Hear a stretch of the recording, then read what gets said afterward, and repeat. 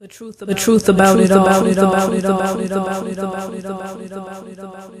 It's so ironic that almost every uplifting black person has been in prison, been locked up so that they could not preach what they've envisioned. Everyone that I have done research on has been beaten down, knowing the truth but hushed quickly by conspiracies pushing them underground. It's so funny that in school we learn bits and pieces of the truth on only two uplifting black men like Martin and Malcolm were used as something to prove for them. They must have thought that they were smart from the start, because things have not changed. They've turned us against each other like the separation of friendships between Tupac and Biggie, or Malcolm X and Cassius Clay, showing us what they've done to us so our hearts can be filled with hate, then packing us up in cages so we have to climb over each other to escape the rage in the cage. Nothing has changed.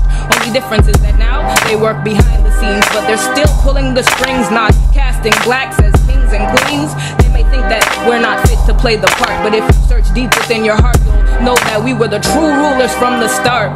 They tell us that our ancestors were slaves, not knowing that I know that we weren't slaves but enslaved. There's a difference. Listen closely, are you hearing me? On how they brainwashed, then brain drained the black community, writing books on ways to hold our people back in slavery.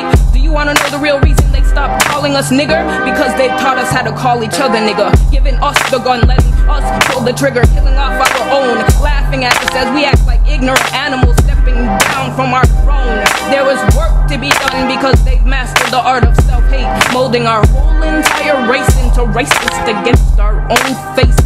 It's such a shame that we've allowed them to step away from the blame. They've accomplished their goal, so there's no longer reason for them to be mean.